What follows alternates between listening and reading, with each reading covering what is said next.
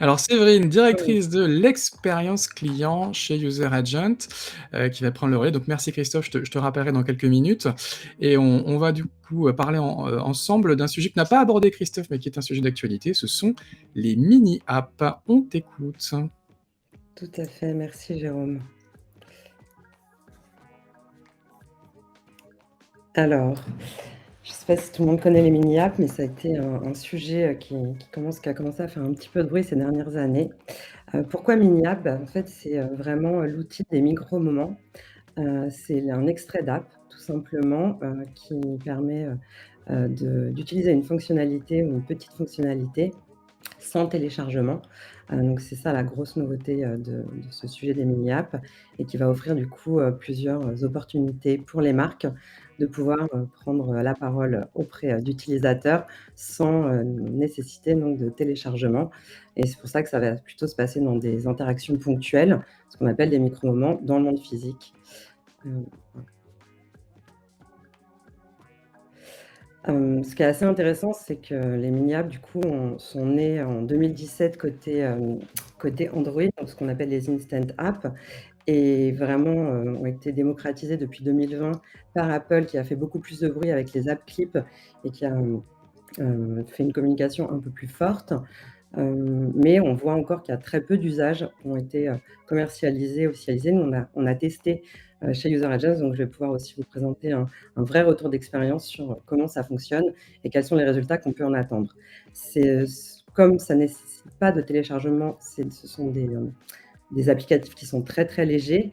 On va y revenir aussi, donc ce poids donc de 10 MO maxi, voire 15 MO côté Android, implique d'avoir une expérience vraiment très, très légère. Au bon endroit, au bon moment. Pourquoi? Puisque, pour pouvoir accéder à ces apps, en fait, il suffit simplement de taguer un QR code, un appli code pour Apple, de faire un tag à un NFC ou RFID ou bien tout simplement, en fait, de partager un lien, soit dans une application, de messagerie, soit dans Apple Plan ou directement via un bouton, Try Now qui est disponible sur le Play Store. Pourquoi c'est instantané sans contact? C'est que du coup, dès qu'on va scanner en fait, ce lien ou ouvrir ce lien, en fait, on va pouvoir directement, lancer cet extrait d'application, depuis, son smartphone pour pouvoir, profiter de l'expérience. Et c'est là où c'est extrêmement intéressant, c'est que du coup, on va pouvoir, directement, on va le voir, dans la slide suivante, avoir un usage vraiment extrêmement spontané et pas forcément, réduit puisque je vais pouvoir, par exemple, réserver, un vélo électrique directement sans télécharger l'application, pouvoir faire un achat sans passer à la caisse, faire une commande dans un restaurant ou régler ma note, ou si on veut aller plus loin, je peux, par exemple, vérifier la disponibilité d'un produit en stock, quand je suis, dans le point de vente, en scannant, ce produit ou planifier par exemple un rendez-vous avec un vendeur et cetera. Donc on va vraiment aller chercher une petite expérience, vraiment, spécifique via cet extrait d'application pour donner ensuite envie à l'utilisateur, pourquoi pas, de télécharger l'appli si, il veut aller, plus loin dans l'expérience avec la marque et dans son interaction. Alors ce qu'il faut savoir, c'est que du coup, pour pouvoir profiter d'une expérience vraiment, optimale, il faut que le parcours soit natif, ainsi il pourra être sans couture. Donc, il faut, faire des développements, natifs, que ce soit Swift sur iOS ou Kotlin côté Android. Et en fait, l'intelligence de l'app en faisant du natif, c'est qu'elle va pouvoir détecter via un universal link, ce qu'on appelle universal link, c'est que du coup la mini app peut détecter si vous n'avez pas l'app sur votre téléphone, vous allez directement vivre l'expérience depuis, le web, depuis votre navigateur. Si vous aviez l'app dans votre téléphone, vous allez pouvoir, profiter de l'expérience dans l'app directement, en arrivant directement sur la fonctionnalité recherchée. Et puis pourquoi on se parle de sans couture? C'est que du coup, on va vraiment pouvoir profiter pleinement des fonctionnalités d'iOS ou d'Android, puisque du coup, on va pouvoir, utiliser, la géoloc, donc en respectant bien les guidelines, d'Apple, et d'Android, et de Google pour pouvoir, vérifier finalement si l'utilisateur est bien dans le monde physique à l'endroit où il prétend être pour pouvoir utiliser l'expérience et avoir une expérience qui est cohérente avec le monde physique et vraiment être sans couture. On peut aussi imaginer, du coup, rendre, la fonctionnalité indisponible, à certains horaires. Donc par exemple, si le magasin est fermé, c'est un cas d'usage qui peut être, super intéressant. Et si on a besoin de connecter cette expérience à un programme de fidélité, là, on va avoir un système d'authentification qui est, simplifié par, le Sign in with Apple, pour Apple ou le, Google Sign in pour Android. Ce qu'il faut avoir en tête, c'est que si c'est un levier d'acquisition pour les nouveaux utilisateurs, puisque ça va permettre d'aller onboarder des utilisateurs qui n'ont pas encore, votre application, il faut être extrêmement vigilant sur, la sécurité, la privacy. On en parlait tout à l'heure justement des notifications. Grâce à cette mini app, donc même si l'utilisateur n'a pas, encore, l'application, on va avoir le droit de lui envoyer une push notification dans les 8 heures qui suivent l'expérience. Mais attention, cette push notification doit, respecter, les guidelines, et ne pas être à vocation, purement publicitaire ou commerciale, mais doit être connectée à l'expérience. Donc par exemple, lui demander un retour d'expérience sur ce qu'il a vécu, lui proposer, de télécharger l'app, pour vivre une expérience, plus riche ou par exemple, profiter d'un programme, de fidélité. Et ce qu'on note aussi, c'est que ça peut être vraiment une opportunité pour les marques de tester finalement, pour la première fois, enfin vérifier s'il y a un intérêt pour elles, de réaliser une app ou pas, notamment puisque, pour tester l'appétence de l'utilisateur, on va avoir simplement à développer un mini bout d'expérience, applicative, ce qu'on appelle, la main app ou l'app mère et ainsi on va pouvoir tester l'expérience sans le téléchargement et voir si ça vaut le coup d'aller plus loin dans notre application. Alors, est-ce que c'est une révolution? Je pense que oui. En tout cas, chez User Agents, on y croit beaucoup, puisqu'aujourd'hui, il y a énormément, d'apps, sur les stores, donc 4 millions 000 sur le store, sur le Play Store et 2 millions sur iOS.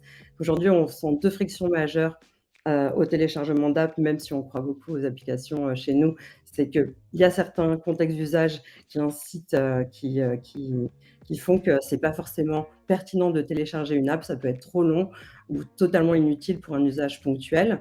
Et il y a aussi des problèmes de stockage, donc qui peut même si les devices progressent, parfois on a un stockage qui est un peu, limité, par nos devices. Donc pour nous, c'est vraiment intéressant de pouvoir, voilà, profiter de cet extrait d'app très léger, très réactif dans les micro-moments. Alors, on a expérimenté, je vous le disais, donc on a réalisé avec La Poste, une mini app donc de scan and pick-up, dans le flagship, des Champs-Élysées que vous pouvez aller tester, pour les Parisiens. Donc en fait, c'est une mini app qui permet, aux visiteurs donc, par un scan, de sneakers, de demander au vendeur de venir, lui apporter, des sneakers dans la bonne taille et dans la bonne couleur. Donc c'est extrêmement simple pour l'utilisateur, il est en point de vente, il a pas d'app, il a juste à scanner. Ce qui est hyper intéressant, c'est que, dans cette expérience, aujourd'hui, nous, ce qu'on a imaginé, c'est qu'on a connecté, cette app donc, à une app vendeur côté, Lacoste et du coup, le stockman qui est en réserve reçoit l'information, peut faire la préparation, des sneakers et les donner au vendeur qui peut l'apporter à l'utilisateur. Pendant son temps d'attente, donc pendant que la commande est préparée, même si c'est extrêmement rapide, l'utilisateur peut avoir des informations sur le produit, des informations sur le programme de fidélité, Lacoste pour pouvoir proposer un enrôlement et ensuite partager son avis ou finaliser sa commande, soit, via l'app s'il a l'app, soit avec le conseiller directement. J'ai mis quelques écrans, voilà. Donc ce qu'on on voit ici donc, l'expérience, elle est extrêmement simple, donc elle se déclenche, ensuite, par l'appareil photo, ici pour scanner la sneakers. Et du coup, ce qu'on a travaillé également, ce qui était intéressant, c'est qu'on a travaillé vraiment sur ces QR codes pour pouvoir, les générer en fait, pour que Lacoste puisse automatiquement générer des QR codes et être autonome ensuite au fur et à mesure, qu'ils ont, des nouveaux stocks, des nouveaux modèles de sneakers pour pouvoir avoir un outil qui est vraiment utilisable et côté métier et côté, client. Les KPI pour l'instant, sont sans trop préciser, sont, très positifs puisque le poids du footwear, chez Lacoste dans ce flagship est plus important que dans votre magasin, donc c'est plutôt, une très bonne nouvelle et qu'on a un délai de mise à disposition des produits qui est vraiment réduit grâce à ce service. Séverine, tu nous as pas dit, alors est-ce que les mini apps, c'est le meilleur des 2 mondes? Bah, aujourd'hui, pour nous, oui, puisqu'on se rend compte que ça réunit, pas mal de frictions qu'on peut avoir, sur les apps. Ça permet d'onboarder les clients ou des utilisateurs qui ne sont pas encore utilisateurs de votre app et ça permet notamment de tester finalement s'il y a une vraie appétence pour l'app et une vraie, justification d'aller, réaliser une app avant d'investir. On reprend juste une question sur LinkedIn de Marie-Estelle Surgé. «Bonjour, j'ai manqué le début, ce format de mini app ne nécessite pas de validation d'Apple?» Point d'interrogation. Qu'est-ce qu'on dit à Si, Marie-Estelle? si, si. Tout ce qu'on fait pour Apple nécessite une validation d'Apple. Donc une Heu validation par Apple, mais on passe pas par le store au moment du téléchargement, hein, c'est ça? Non, tout à fait. Côté utilisateur, il y a rien à faire, c'est extrêmement simple. On clique sur un lien ou on scanne, un QR code, tout simplement ou un app code, comme on peut le voir, dans le visuel que j'avais présenté au tout début et c'est extrêmement simple pour l'utilisateur, pas de téléchargement et côté Apple, c'est pour le développeur de la mini app, ce sont les mêmes guidelines que d'habitude avec, toutes les contraintes, qu'on vous avez pu évoquer aussi en première partie, de présentation donc de bien respecter la privacy de l'utilisateur. Christophe, tu as une question? Non, pas de question, mais en revanche, ça donne très envie d'aller voir le cas Lacoste, parce que je trouve que c'est, enfin, en termes de parcours client, c'est juste génial ce que vous avez fait, c'est hyper fluide. Ouais, et Ouais, Séverine c'était disait hyper intéressant. c'est le flagship, Lacoste des Champs-Élysées, hein, c'est ça? Tout à fait. Et ce qui est intéressant, c'est que ça nous a aussi amené, bah, à réfléchir vraiment à l'expérience, in-store, vraiment dans le monde physique avec toute la signalétique, faire aussi de la pédagogie pour les utilisateurs pour que pour eux, ce soit extrêmement simple à utiliser et comprendre le parcours entre le moment où je vais sortir mon mobile et le moment où je vais attendre, mes sneakers, qui vont m'être apportés par le vendeur. Très bien, merci, Séverine. Donc on rappelle à tous les gens qui sont intéressés par les mini apps, hein, qu'ils peuvent, se rendre sur le site de User Agent. Je crois que vous avez peut-être fait même un livre blanc, non? Ou des choses, sur le sujet? Il y a des cas à télécharger? Plutôt, on a écrit quelques articles et Voilà, on a donc le cas à la poste qui est expliqué plus en détail, sur notre site d'accord, et je suis disponible useragent.com pour de l'emploi. et Séverine est à votre dispo, n'hésitez pas à la pinguer sur LinkedIn ou ailleurs. Merci beaucoup en tout cas, hein, pour ce témoignage sur les mini apps passionnant, Christophe.